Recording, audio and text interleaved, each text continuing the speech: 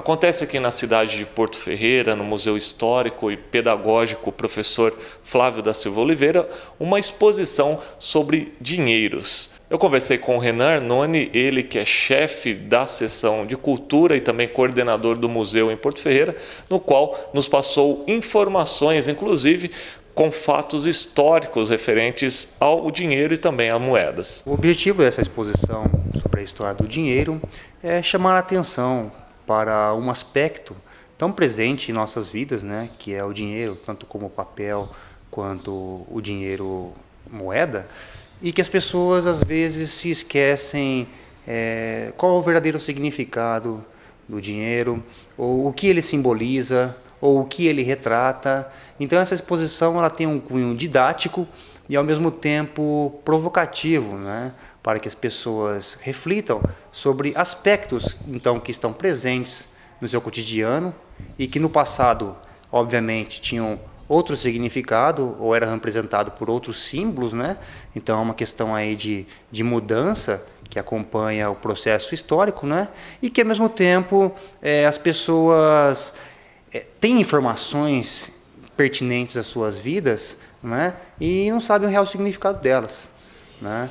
Então as moedas de real, por exemplo, a segunda família de real, né?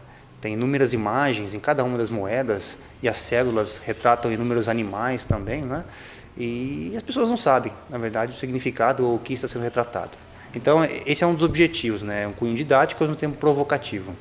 Renan, nós vimos também nessa exposição, através de algumas obras, também a vaca, um burrinho e também galinhas. O que isso significa ou o que tem a ver com a história do dinheiro?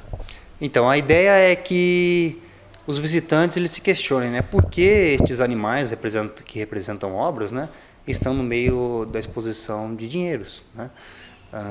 E na verdade essa provocação, essa incógnita que essas esculturas geram, né, ela remete ao princípio, né, ao início então da ocupação humana no mundo, né, ao seu desenvolvimento, o desenvolvimento das sociedades, onde o homem é um indivíduo que acumula material e que utiliza esse material, né, com o objetivo de facilitar as atividades da vida, né, passa então a negociar, a trocar mercadorias.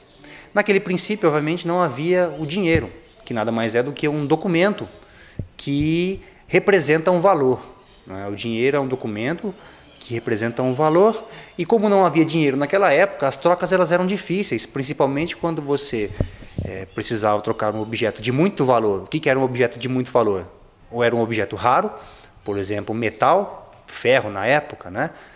Ou um objeto que levava muito tempo para ser feito, né? Um animal, por exemplo, um animal adulto, uma vaca, levava 1 ano, 2 anos aí para atingir a maturidade, não é? Então a alimentação, o gasto que era envolvido com relação a isso, passava a ser um objeto de muito valor. E se você precisasse comer um frango, né, ficava difícil trocar a vaca pelo frango. Então é essa a razão pela qual o dinheiro é introduzido na sociedade humana. Renan, a exposição ela prossegue até quando? A exposição, a História do Dinheiro, ela prosseguirá até a primeira semana de novembro, né? E posteriormente iniciaremos uma outra exposição, e as pessoas que quiserem visitar o Museu Histórico e Pedagógico Professor Flávio da Silva Oliveira, ele estará aberto de segunda a sexta-feira, das 9 horas às 6 horas da tarde, e aos sábados das 9 horas às 12 horas. Renan, além da exposição de moedas, notas e também informações, o que as pessoas vão encontrar de relíquias?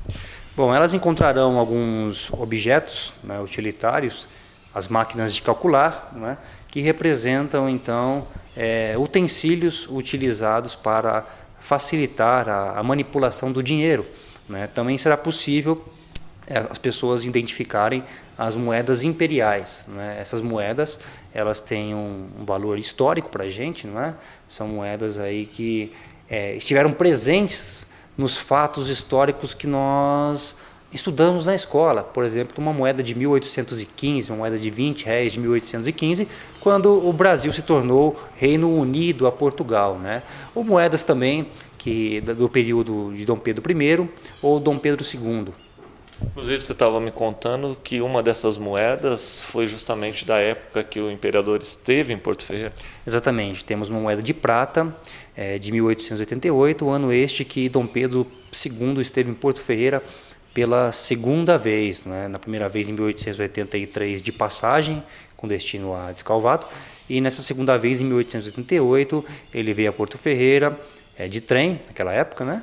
Pegou a navegação fluvial, né? O vapor, e desceu até a fazenda Paulicéia, em Santa Rita do Passa Quatro. Lá ele pernoitou e retornou a Porto Ferreira, onde eles almoçaram no barracão da Companhia Paulista, né? E foi servido um belo dourado, segundo as informações que nós temos. E Dom Pedro ficou receoso de comer aquele dourado. Ele pediu primeiro que as pessoas experimentassem, né? Com medo de que estivesse envenenado, tendo em vista que ele já pressentia então que o Império declinava, né? Que provavelmente poderia acontecer um golpe.